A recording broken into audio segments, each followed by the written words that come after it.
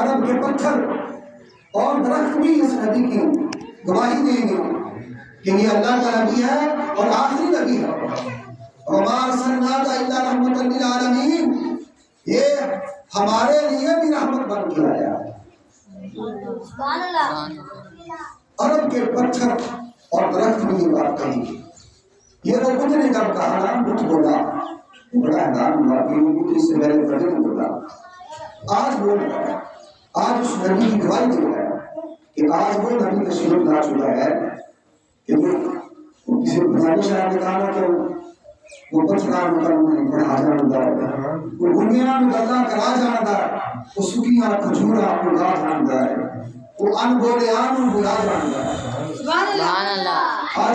آج وہ نبی تشریف لا چکا ہے کہ جس کے کہنے پر گنجے بھی باتیں کریں گے،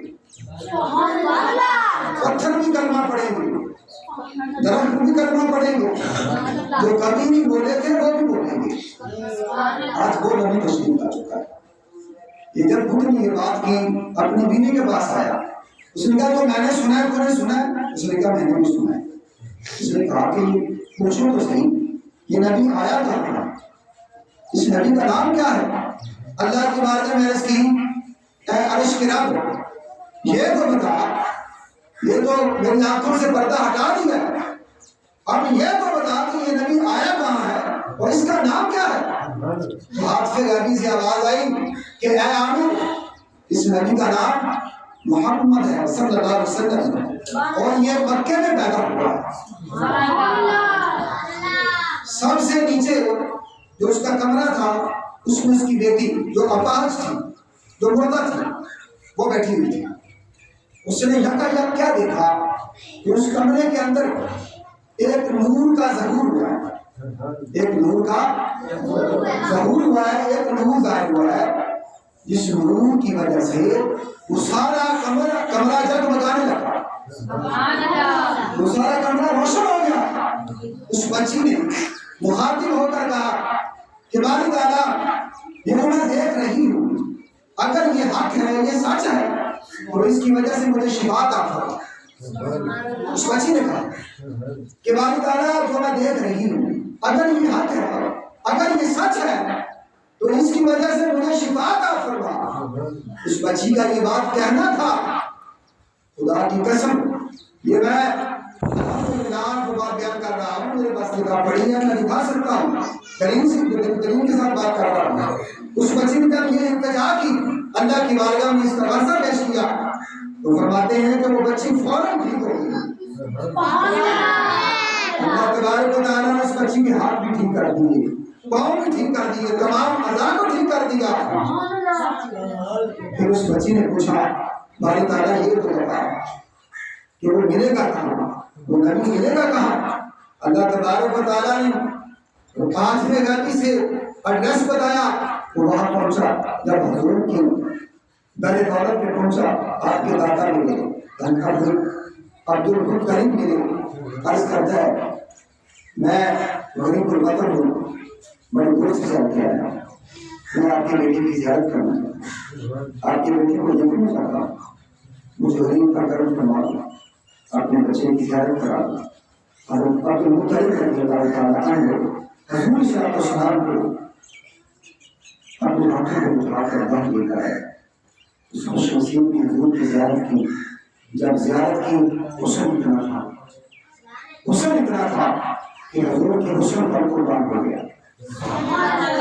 حضور کا حسن اتنا تھا کہ حضور کو دیکھتے ہی قربان ہو گیا حضور پر، اور حضور کو دیکھنے کے بعد اپنی جان دے دی، اپنی جان دے دی، حضور کے قدموں پہ اپنی جان دے دی، قربان ہو گیا۔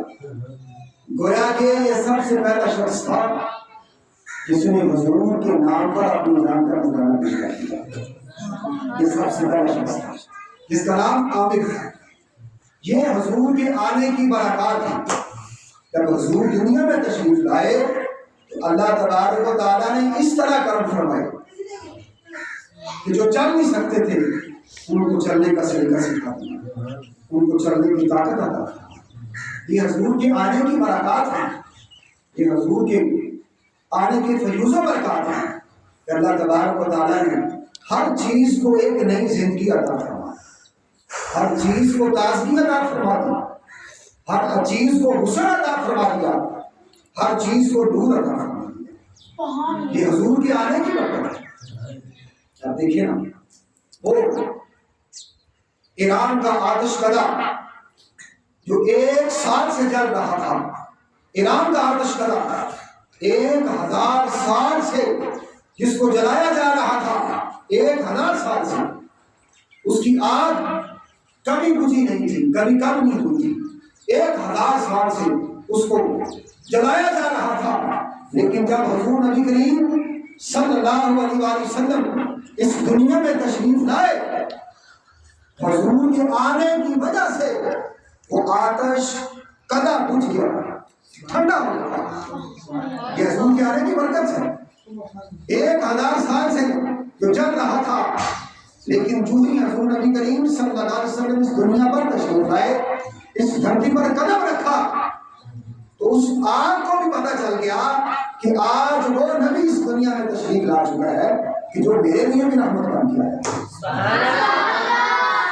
اس آگ کو پتہ چل گیا جو بے حس ہے، جس کے پاس یہ حس ہی نہیں کہ وہ محسوس کر سکے، وہ آگ اس نے بھی محسوس کر لیا کہ آج وہ نبی تشریف لا چکا ہے جو میرے لیے بھی رحمت بن کے آ چکا ہے۔ وہ دریائے صحابہ جو صدیوں سے چل رہا تھا، صدیوں سے جو سوکھا ہوا تھا، جب حضور نبی اکرم صلی اللہ علیہ وسلم تشریف لائے تو اس میں روانی آ گیا۔ حضور نبی کریم صلی اللہ علیہ وسلم کے آنے سے اس میں روانی آ گئی۔ یہ حضور نبی کریم صلی اللہ علیہ وسلم کے آنے کی برکات ہے۔ ناگہاں ساکن ہواؤں میں روانی آ گئی، ناگہاں ساکن ہواؤں میں روانی آ گئی، اور چمن کے پتے پتے پہ جوانی آ گئی۔ یہ حضور کے آنے کی برکات ہے نا، حضور کے آنے کی برکات ہے کہ ناگہاں ساکن ہواؤں میں روانی آ گئی، چمن کے پتے پتے پہ جوانی آ گئی۔ اور کیا ہوا؟ یکایک رحمت حق کو، یکایک رحمت حق کو ایک بہانہ مل گیا، اور سیدہ آمینہ کو کنت کنزا کا خزانہ مل گیا۔ سیدہ آمینہ کو کنت کنزا کا خزانہ مل گیا، اور حضرت حسنین کو بے مثل نانا مل گیا، اور ہم گناہگاروں کو بخشش کا بہانہ مل گیا۔ ہم گناہگاروں کو بخشش کا بہانہ مل گیا۔ حضور نبی کریم علیہ السلام اس دنیا میں تشریف لائے تو دریاؤں کو بھی پتہ چل گیا، آگ کو بھی پتہ چل گیا کہ آج وہ اس دھرتی میں نبی تشریف لا چکا ہے جو ہمارے لیے بھی رحمت بن کے آ چکا ہے۔ اندازہ کیجیے، تو ہم تو انسان ہیں، ہم تو حضور کی امت ہی ہیں، ہم تو حضور کی غلامی کا دعویٰ کرتے ہیں کہ ہم حضور کے غلام ہیں، ہم نے حضور کا کلمہ پڑھا ہوگا، تو ہمارا ان سے زیادہ حق بنتا ہے کہ ہم حضور کے آنے پر خوشی کریں، جشن کریں۔ اس لیے ہم کیوں محروم رہیں؟ حضور کے آنے کی خوشی سے ہم کیوں معلوم ہے؟ اس لیے میرے بھائی آپ دیکھیں نا، حضرت رسول اللہ صلی اللہ علیہ وسلم کیا فرماتے ہیں؟ آپ فرماتے ہیں کہ اگر میرے پاس اور پہاڑ جتنا سونا ہو، کون فرماتے ہیں؟ حضرت خواجہ حسن بصری رضی اللہ تعالیٰ عنہ فرماتے ہیں کہ اگر میرے پاس اور پہاڑ جتنا سونا ہو تو میں حضور کے میلاد پر خرچ کر دوں، سبحان اللہ، حضور کی خوشی میں میں خرچ کر دوں۔ حضرت امام شافعی رحمۃ اللہ علیہ بہت بڑے امام ہیں، جن لوگوں کو پتہ ہے وہ جانتے ہیں کہ ہمارے فقہ کے بہت بڑے امام ہیں حضرت امام شافعی رحمۃ اللہ علیہ۔ کیا فرماتے ہیں؟ آپ فرماتے ہیں کہ جس شخص نے حضور کے میلاد کا اہتمام کیا، انتظام کیا، لوگوں کو اکٹھا کیا، اور لوگوں کو اکٹھا کر کے اپنے دوستوں کو اور محلے والوں کو اکٹھا کر کے حضور کا میلاد پڑھا، میلاد پڑھایا، تو اس کو اللہ تبارک و تعالیٰ کیا بدلہ عطا فرماتا ہے، کیا اجر عطا فرماتا ہے؟ آپ فرماتے ہیں کہ اللہ تبارک و تعالیٰ اس کو صدیقین اور شہداء میں قیامت کے دن اٹھائے گا، قیامت کے دن صدیقین میں سے اور شہداء میں سے اٹھائے گا اور اس کا ٹھکانہ جنت النعیم ہوگا۔ اس کا ٹھکانہ کیا ہوگا؟ جنت النعیم اس کا ٹھکانہ ہوگا قیامت کے دن۔ یہ اللہ تبارک و تعالیٰ جو لوگ میلاد کرتے ہیں، لوگوں کو اکٹھا کرتے ہیں، دوستوں کو، بیٹیوں کو، محلے والوں کو اکٹھا کر کے حضور کا میلاد کرتے ہیں، میلاد کا اہتمام کرتے ہیں، انتظام کرتے ہیں، بعض لوگوں کو کھانا کھلاتے ہیں، تو اللہ تبارک و تعالیٰ اس کے بدلے میں کیا عطا فرماتا ہے کہ قیامت کے دن اس کو صدیقین میں سے اور شہداء میں سے اٹھائے گا، اور بدلہ کیا ہے کہ جنت النعیم عطا فرمائے گا۔ حضرت امام جلال الدین سیوطی رحمۃ اللہ علیہ، یہ وہ ہستی ہیں کہ جن کو جاگتے ہوئے حضور کی 75 مرتبہ زیارت کی، سر کی آنکھوں سے جاگتے ہوئے 75 مرتبہ حضور کی زیارت کی۔ حضرت امام جلال الدین سیوطی رحمۃ اللہ علیہ بہت بڑے امام ہیں، آپ قصاص الکبریٰ شریف میں اس بات کو نقل کرتے ہیں، آپ فرماتے ہیں جو بندہ اپنے گھر میں، محلے میں، مسجد میں، بازار میں حضور کے میلاد کا اہتمام کرتا ہے، انتظام کرتا ہے، تو اللہ تبارک و تعالیٰ ایسے بندے کو کیا اجر عطا فرماتا ہے؟ اللہ تبارک و تعالیٰ آسمان سے نوری فرشتوں کو نازل کرتا ہے، آسمان سے نوری فرشتوں کو بھیجتا ہے کہ جاؤ میرے ملائکہ، جاؤ میرے فرشتوں، اس محفل کو گھیر لو، اس کو گھیر لو، اور گھیرنے کے بعد کیا کرنا ہے؟ ان لوگوں پر درود شریف پڑھنا ہے۔ کیا کرنا ہے؟ ان کو گھیر لو اور ان پر درود شریف پڑھو۔ حضرت امام جلال الدین سیوطی رحمۃ اللہ علیہ فرماتے ہیں میلاد کتنی بڑی دولت ہے، کتنی بڑی نعمت ہے، اللہ تبارک و تعالیٰ خود فرشتوں کو بھیج رہا ہے، جاؤ اس محفل کو گھیر لو اور جو محفل میں جتنے لوگ بیٹھے ہوئے ہیں ان پر درود شریف پڑھو، یعنی میری رحمت نازل کرو۔ درود شریف کا ایک معنی رحمت بھی ہوتا ہے، یہ بات کو سمجھیں آپ۔ کچھ لوگ پریشان بھی ہوتے ہیں نا کہ یہ کیا ہوا، درود شریف تو صرف حضور کے ساتھ پڑھا جاتا ہے، تو کیا دین کے ساتھ ہمارا انٹرسٹ نہیں، ہمارا مطالعہ نہیں، اس لیے پریشان ہو جاتے ہیں۔ اس لیے یعنی اس سے مراد اس کا مطلب یہ ہے کہ میری خاص رحمت ان پر بھیجو۔ یہ عنایات ہے، یہ اللہ کی کرم ہے کہ لوگوں پر جو حضور کا میلاد کرتے ہیں، حضور کا میلاد کرتے ہیں، حضور کے میلاد کا اہتمام کرتے ہیں، انتظام کرتے ہیں، لوگوں کو کھانا کھلاتے ہیں، یہ کرم نوازی ہیں میلاد کرنے والوں پر اللہ تبارک و تعالیٰ کی کھلا دیتے ہیں۔ بہت سارے لوگ بہت سارے سوال کرتے ہیں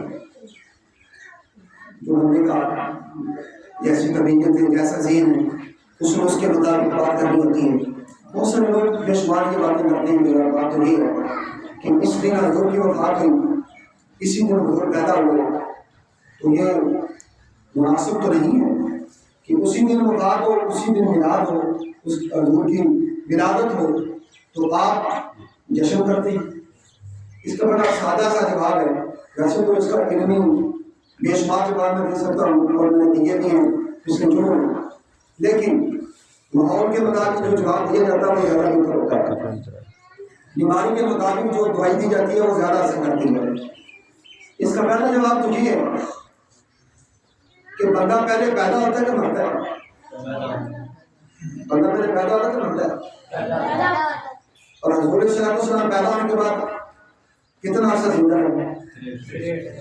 زندہ رہے کہ نہیں رہے؟ میرا اپنے دوستوں کو مشورہ کہ پہلے آپ 63 سال خوشی کو کریں حضور کی، پہلے آپ 63 سال حضور کی خوشی کریں، تو اس کے بعد جو آپ بات کر رہے ہیں وہ بھی ہم کر لیں گے۔ پھر 100 ہوتا ہے 3 دن، ایسے آئے گا 100 کتنے دن ہوتا ہے؟ 3 دن 100 ہوتا ہے۔ تو حضور کو اس دنیا سے گیا کتنا عرصہ ہو گیا؟ 63 سال ہو گئے، کئی صدیاں ہو گئی، 1.5 سال کئی صدیاں بیت چکی ہیں، اور میرے بھائی ہم سو کیوں منائیں گے؟ 3 دن سو کر آئی، حضور کو تو صدیاں بیت چکی ہیں۔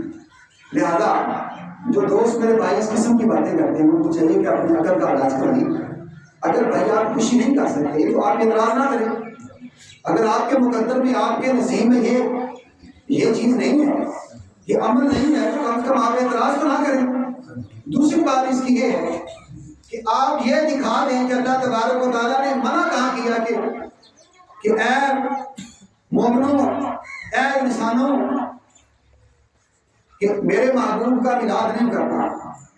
آپ یہ دکھا دیں کہ کسی جگہ منع کیا ہو، قرآن پاک کے اندر، حدیث پاک کے اندر کسی جگہ منع کیا اللہ تبارک و تعالیٰ نے کہ میرے حضور کا، میرے محبوب کا میلاد نہیں کرنا۔ آپ یہ دکھا دیں، میں آپ کو یہ دکھا دیتا ہوں کہ حضور کا میلاد کرنا کہاں لکھا ہوا ہے، یہ ثابت کرنا میرا کام ہے، اور آپ یہ ثابت کریں کہ اللہ تبارک و تعالیٰ نے قرآن پاک میں یا حدیث میں کہاں لکھا ہوا ہے کہ یہ بات کہاں لکھی ہے کہ اے میرے بندو کہ تم لوگوں نے میرے محبوب کا میلاد نہیں کرنا، کہ آپ دکھا دیں جو بات، جس بات سے منع نہیں کیا، قرآن نے منع نہیں کیا، حضور کے فرمان نے منع نہیں کیا، تو آج کے انسان کو کیا طاقت ہے کہ وہ منع کرے؟ جب اللہ تبارک و تعالیٰ کام سے منع نہیں کرتا، ہم اس کو فرض نہیں کہتے، واجب نہیں کہتے، سنت نہیں کہتے، ہمارا یہ دعویٰ نہیں ہے، لیکن ثواب ہے، اجر ہے، اچھا عمل ہے، اچھا کام ہے، مستحب ہے۔ اگر وہ کرتا ہے اچھی بات ہے، نہیں کرتا ہمارا کوئی اعتراض نہیں، ہم نے کبھی اعتراض نہیں کیا، لیکن ہم کرتے ہیں تو ہم پر اعتراض نہیں کرنا چاہیے آپ لوگوں کو۔ اگر ہم کرتے ہیں، حضور کا میلاد کرتے ہیں، حضور کا جشن کرتے ہیں، تو آپ لوگوں کو اعتراض نہیں کرنا چاہیے۔ دوسری بات کہتے ہیں کہ عیدیں اسلام میں دو ہیں، یہ تیسری عید کہاں سے آ گئی؟ آپ دیکھیں کیا جمعۃ المبارک عید ہے یا نہیں؟ بخاری شریف کی حدیث ہے یا نہیں؟ یہ بخاری شریف کی حدیث ہے کہ جمعۃ المبارک کیا ہے؟ عید کا دن ہے، عید کا دن ہے۔ اچھا آپ بتائیں کہ ایک مہینے میں کتنے جمعے آتے ہیں؟ 12 مہینوں میں کتنے جمعے ہو گئے؟ تو کتنی عیدیں ہوئی؟ آئے نا ذرا میرا ہم نے ایک مہینے میں 4 عیدیں ہوگی، تو جمعہ عید کا دن ہے، حضور کی حدیث ہے، اس کو ہر بندہ مانتا ہے، ان کا دیوبندی ہو، اہل حدیث ہو، اس بات پر اتفاق ہے کہ جمعہ واقعی عید کا دن ہے۔ اور ایک مہینے میں 4 جمعے، 12 مہینے میں 48 ہو گئے۔ آپ کہتے ہیں اسلام میں 2 عیدیں ہیں، تو یہ اب 48 عیدیں مانگی، اس کا جواب ہے تو میرے بھائی اگر آپ اس طرح آئیں گے تو آپ مشکل میں آ جائیں گے، آپ کو جان چھڑانا مشکل ہو جائے، اس لیے اس چکر میں نہیں پڑنا چاہیے۔ حضور صلی اللہ علیہ وسلم اللہ تبارک و تعالیٰ کی سب سے بڑی نعمت ہے، لقد من اللہ علی المؤمنین اذ بعث فیہم رسولا۔ اللہ تبارک و تعالیٰ نے لا بھی تاکید کے لیے، قد بھی تاکید کے لیے، 2 تاکیدیں لگا کر، 2 تاکیدیں لگا کر فرمایا لقد من اللہ علی المؤمنین اذ بعث فیہم رسولا۔ اللہ تبارک و تعالیٰ فرماتا ہے کہ اے مومنو میں نے تم پر احسان کیا، تم پر احسان کیا۔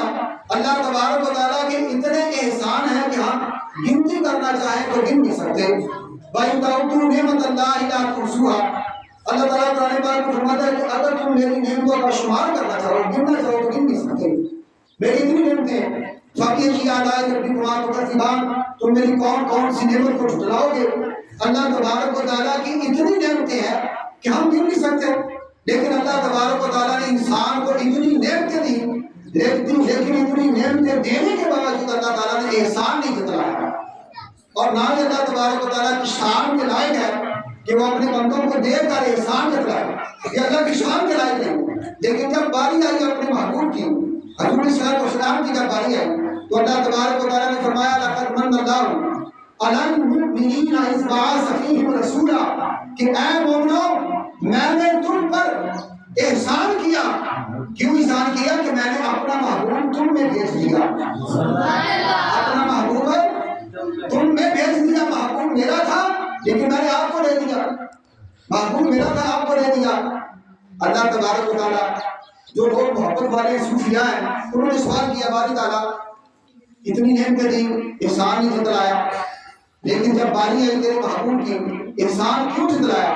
اللہ تبارک و تعالیٰ فرماتا ہے کہ ہر نعمت بدل میرے پاس ہے۔ یہ بات بڑی سننے والی ہے، ہر نعمت کا بدل میرے خزانوں میں ہے، میرے خزانے بھرے ہوئے ہیں، ہر نعمت کا بدل میرے خزانوں میں ہے۔ بے شمار نعمتیں اگر میں گننا چاہوں تو میں گن نہیں سکتا۔ ہر نعمت کا بدلہ میرے خزانوں میں ہے، لیکن میرا محمد صلی اللہ علیہ وسلم ایسی نعمت ہے کہ اس کا بدل میرے پاس نہیں ہے. کوئی اور محمد ہو تو میں کسی کو دوں. محمد تھا ہی ایک صلی اللہ علیہ وسلم، تو میرا محمد تھا ہی ایک، وہ میں نے آپ کو دے دیا. اس لیے یہ نعمت ایک ہی تھی، میں نے آپ کو دے دی، اس لیے میں نے یہ احسان بنایا. باقی جتنی بھی نعمتیں ہیں ان کا نعمت بدل میرے پاس تھا، لیکن یہ ایسی نعمت تھی کہ اس کا بدل میرے پاس نہیں تھا، اس لیے میں نے جتلایا. اور دوسری بات کہ میرا محبوب تھا، محبوب تو میرا تھا، میں نے آپ کو دے دیا. اپنا معیار اور مشتی صاحب نے فرمایا اپنا معیار زمانے سے جدا رکھتے ہیں. ہم تو محبوب بھی محبوب خدا رکھتے ہیں، ہم تو محبوب بھی محبوب خدا رکھتے ہیں. تو ہمارا تو محبوب بھی عام محبوب نہیں، کوئی محبوب ہے تو اللہ کا محبوب ہے. یہ کتنی بڑی بات ہے، کتنی شرف کی بات ہے. اللہ تبارک و تعالیٰ نے ہم جیسے گناہ گاروں کو اپنا محبوب عطا کر دیا، اور وہ محبوب کہ جس کی امت میں شامل ہونے کے لیے جلیل القدر نبی دعائیں کرتے رہے کہ بارک تعالیٰ ہمیں نبی نہ بنائے، اس نبی کی امت میں پیدا کر دے. تو ہمیں تو مانگنا بھی نہیں پڑا، اللہ کی بارگاہ میں التجا بھی نہیں کرنی پڑی. اللہ تبارک و تعالیٰ نے بھی مانگی اپنا محبوب ہمیں عطا کر دیا. اس لیے تو ہم قدر نہیں، اس لیے تو ہم قدر نہیں کرتے. میرے بھائی یہ اللہ کی بہت بڑی نعمت ہے. حضور صلی اللہ علیہ وسلم وَأَمَّا بِنِعْمَةِ رَبِّكَ فَحَدِّثْ، اللہ تعالیٰ نے فرمایا کہ جب میری نعمت ملے تو میری نعمت کے ملنے پر اس کا چرچا کرو.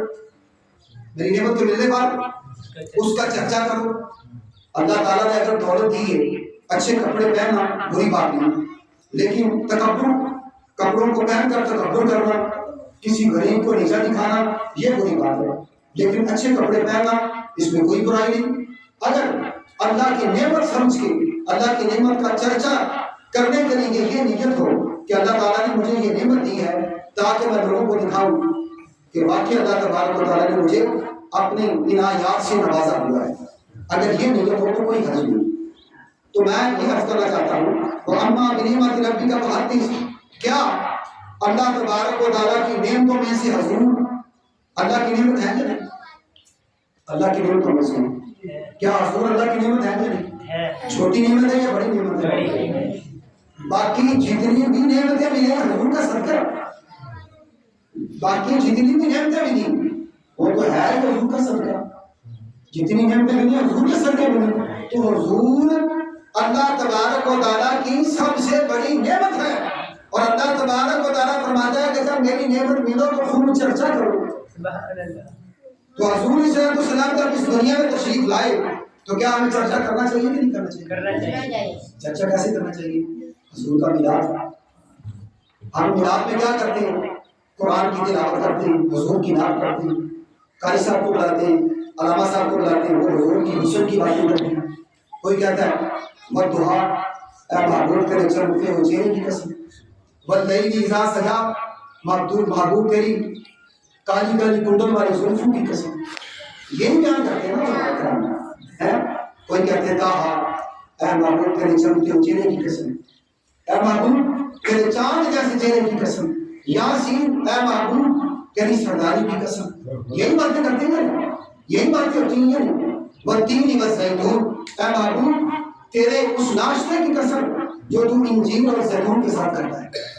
یہی باتیں کرتے ہیں نا علماء کرام. پھر اور کیا کہتے ہیں؟ یا ایھا المزمل، اے محبوب تیری کالی کملی کی قسم، یا ایھا المدثر، اے محبوب تیری اس سفید چادر کی قسم جو تو اوڑھتا ہے.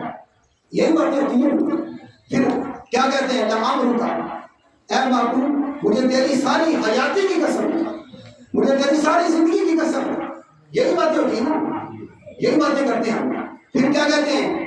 الم نشرح لک صدرک، اے محبوب تیرے الم نشرح کے سینے کی قسم.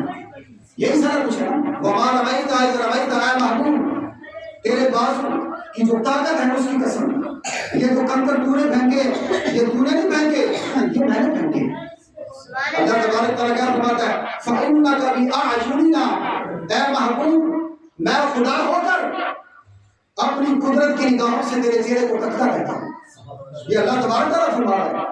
قَدْ نَرَىٰ تَقَلُّبَ وَجْهِكَ فِي السَّمَاءِ، اللہ تبارک و تعالیٰ فرماتا ہے اے محبوب جو تیرا چہرہ بار بار آسمان کی طرف اٹھتا ہے تو میں تیرے چہرے کو دیکھ کر مسکراتا ہوں، خوش ہوتا ہوں کہ اے محبوب تیرا چہرہ جو آسمان کی طرف اٹھتا ہے مجھے اس کی قسم، تیرا چہرہ بار بار آسمان کی طرف اٹھتا ہے مجھے اس چہرے کی قسم۔ اللہ تبارک و تعالیٰ کا اس طرح قسمیں اٹھا کر اپنے محبوب کی تعریف کو قرآن میں بیان کر رہا ہے۔ پھر کیا کہتا ہے اللہ تبارک و تعالیٰ کہ تم لا فوق ایدیہم، اے محبوب تیرے بڑے بڑے ہاتھوں کی قسم، لا اقسم بہذا البلد بہذا البلد، اے محبوب مکے کی ان گلیوں کی قسم جن گلیوں نے تیرے قدموں کو چوما ہے، جن گلیوں نے تیرے قدموں کو چوما ہے، مجھے ان گلیوں کی قسم ہے۔ تو یہی تو بیان کرتے ہیں، حضور کا رسول کو بیان کرتے ہیں۔ تو کیا اس میں کوئی ایسا کام ہے کہ شریعت کے خلاف ہے؟ اس لیے میرے بھائی یہ تعصب کا پردہ ہٹائیں اور حضور صلی اللہ علیہ وسلم کی شان کو بیان کرنے کی کوشش کریں۔ رب خوشیاں یاد مناؤ، رب خوشیاں یاد مناؤ، اللہ نے کرم کمایا ہے۔ دیکھو یہ تو نصیب کی بات ہے، اپنے اپنے مقدر کی بات ہے۔ رب خوشیاں یاد مناؤ، اللہ نے کرم کمایا ہے، ساڈا کملی وعدہ آیا ہے، ساڈا کملی وعدہ آیا ہے۔ گل چنگی لگتی بھی کون نہ سمجھیے آپ حسن کر کے گھر چلے جائیں گے تو ساری اپنی مرضی، لیکن یہ اس وڈا بھی کرم نہیں نا ہے اللہ تبارک و تعالیٰ۔ تو پھر اللہ جڑا خود خدا فرما رہا ہے لولا اظہرت ربوبیہ کہ اے محبوب میں تینوں پیدا نہ کرتا تو میں اپنا خدا ہونا بھی ظاہر نہ کرتا، حدیث قدسی ہو۔ پھر اللہ تعالیٰ فرمایا لولا کا لما خلقت الافلاک، اے محبوب تجھے نہ پیدا کرتا میں آسمان کو پیدا نہ کرتا، لولا کا لما خلقت الارضین، اے محبوب تجھے پیدا نہ کرتا تو میں زمین کو پیدا نہ کرتا۔ تو اللہ تبارک و تعالیٰ نے جو کچھ بھی پیدا کیا اپنے محبوب کا صدقہ ہے، یہ اپنے محبوب کے صدقے میں پیدا کیا سب کچھ۔ تو اس لیے ہمیں کہنا چاہیے کہ رب خوشیاں یاد منائیے، اللہ نے کرم کمایا ہے، ساڈا کرنے والا آیا ہے، ساڈا کرنے والا آیا ہے۔ آج دنیا چار چفیرے اندے کرم دیا برساتا، آج دنیا چار چفیرے اندے کرم دیا برساتا، ہویا نور دا نوری چانن، ہویا نور دا نوری چانن، سب لوک گئیاں کالیاں راتاں، ہویا نور دا نوری چانن، سب لوک گئیاں کالیاں راتاں، تے ساڈا کرنے والا آیا ہے، ساڈا کرنے والا آیا ہے۔ تو میرے بھائی میرے دوست، یہ حضرت صلی اللہ علیہ وآلہ وسلم کی وجہ سے اس کائنات کے اندر ممکن، اس کائنات کے اندر بہاری حضور صلی اللہ علیہ وآلہ وسلم سے محبت کریں، حضور سے پیار کریں۔ اگر حضور سے پیار کریں گے، حضور کے پیار میں ہمارا وقار ہے، حضور کی محبت میں ہماری عزت ہے، ورنہ اگر حضور ہم سے رخ موڑ لیں تو ہماری قدر ایک دھیلے کی نہیں۔ اس لیے میرے بھائی یہ بجائے کہ فتوے لگانے کی، اللہ تعالیٰ کی باتیں کرنے کی، جہاں محبت ہوتی ہے وہاں عیب نظر نہیں آتا، وہاں گلہ نہیں ہوتا، وہاں شکوہ نہیں ہوتا۔ حضور سے اگر سچی محبت ہو نا تو پھر اس قسم کے کیڑے نہیں نکالے جاتے، روڈ نہیں چکے جاتے اگر سچی محبت ہوتی ہے۔ تو اللہ تبارک و تعالیٰ سانو حضور کے ساتھ، ہمیں حضور کے ساتھ سچی اور سچی اور دل سے محبت کرنے کی توفیق عطا فرمائے۔ اگر اپنی ہمت کے مطابق حضور کا مداد کرنے کی طاقت اور ہمت اور توفیق عطا فرمائے، اور حضور اس مہینے میں زیادہ سے زیادہ کثرت کے ساتھ درود و سلام پڑھنے کی توفیق عطا فرمائے۔ یہ سب سے بڑا تحفہ ہے حضور کی بارگاہ میں پیش کرنے کا، یہ سب سے بڑا تحفہ ہے درود و سلام۔ کثرت کے ساتھ اس مہینے میں حضور کی ذات پہ درود و سلام پڑھا کرو۔ اللہ تعالیٰ ہم سب کو ان تمام باتوں پر عمل کرنے کی توفیق عطا فرمائے۔